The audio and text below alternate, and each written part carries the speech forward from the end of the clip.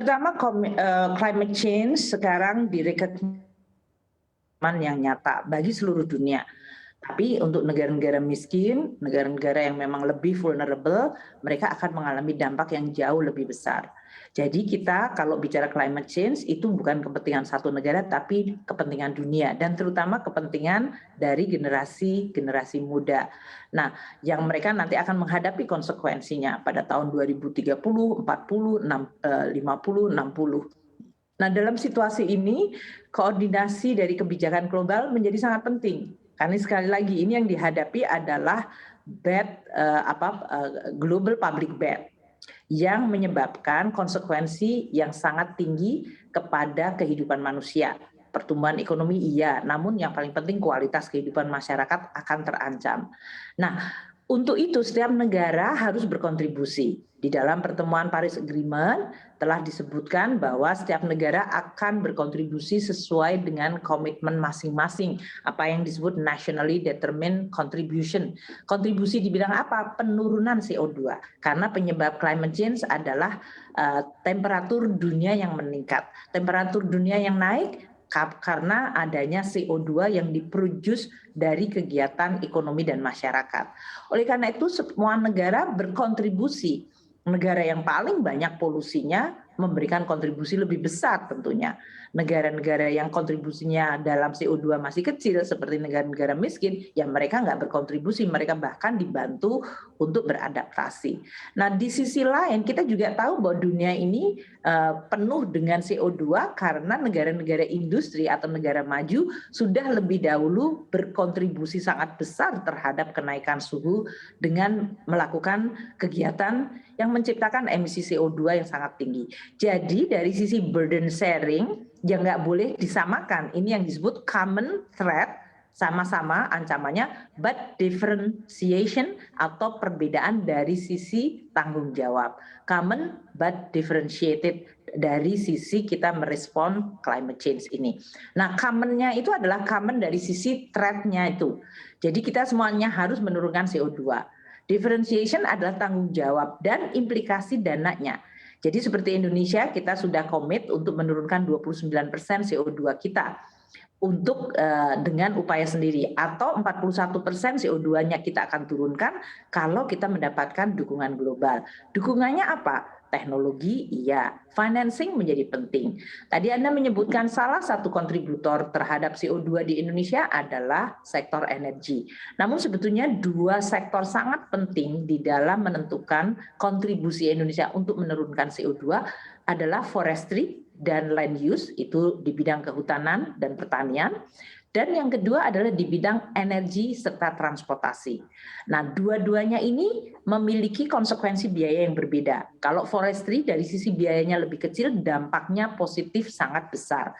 Jadi, kenapa Anda lihat Bapak Presiden, Menteri KLHK, betul-betul sekarang meningkatkan reforestasi, melakukan penanaman mangrove, karena itu adalah kontribusi untuk menyerap CO2 sangat besar, signifikan dan biayanya relatif kecil.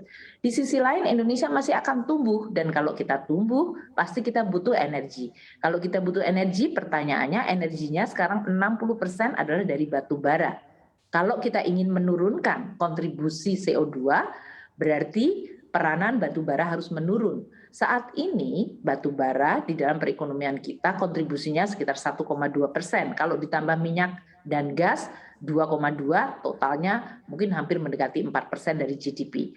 Dari sisi penerimaan negara, penerimaan dari minerba itu adalah sekitar 7 hingga 8% dari total penerimaan negara kita. Nah, jadi kalau batu bara atau fossil fuel akan diturunkan, pasti ada pengaruhnya ke ekonomi kita dan penerimaan negara. Makanya tidak boleh abrupt atau tergesa-gesa. Kita selalu menyebutkan proses ini harus affordable dan adil, just. Karena Indonesia kan juga berhak untuk tetap maju dan berkembang terus. Namun kita juga ingin dan berkomit untuk menurunkan CO2.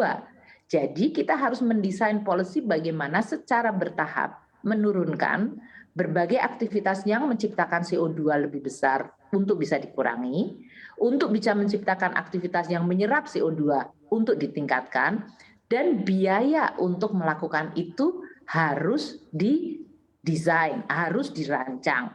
Umpamanya Indonesia membuat Energy Transition Mechanism, ini bekerjasama dengan EDB. Kita memahami batubara akan diidentifikasikan mana yang PLTU yang paling polluted dan signifikan. Kalau dia di-retire atau dipensiunkan dini, maka berapa biaya yang harus kita sediakan untuk mengkompensasi. Di sisi lain kita harus membangun renewable energy. Nah, renewable energy itu juga membutuhkan investasi front load yang cukup besar.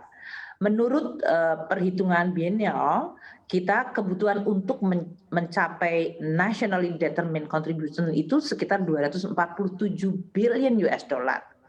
Di mana dalam hal ini peranan dari APBN itu hanya 24%. Makanya kita sekarang bicara tentang oke, kita boleh komit, namun dananya dari mana? Dan saya tadi sampaikan negara-negara maju yang sudah memberikan kontribusi polusi CO2 yang sangat banyak dan mereka sudah berjanji akan memberikan 100 billion per tahun, sampai hari ini belum terrealisir. Jadi terus berpikir dari semua hal. Sekarang ini Bapak Presiden minta kabinet dan kita memikirkan mengenai nilai ekonomi karbon.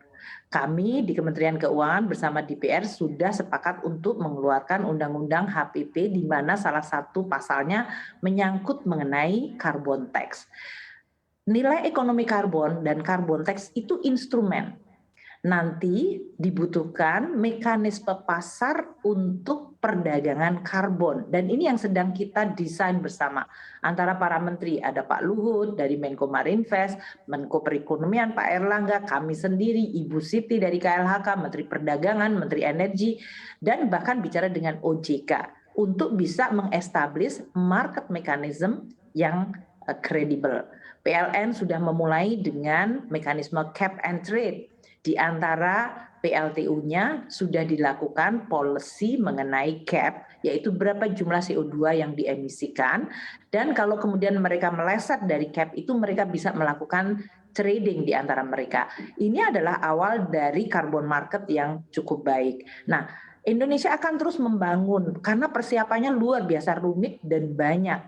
Namun kita juga berjuang di level global, mengatakan bahwa jangan sampai kemudian seluruh burden ini menjadi burden Indonesia sendiri, padahal yang menciptakan climate change problem juga banyak negara-negara, terutama negara-negara maju. Jadi kita juga akan tetap berjuang untuk mendapatkan dukungan, apakah itu dari sisi pendanaan, apakah itu dari sisi teknologi, ataukah juga dari berbagai mekanisme.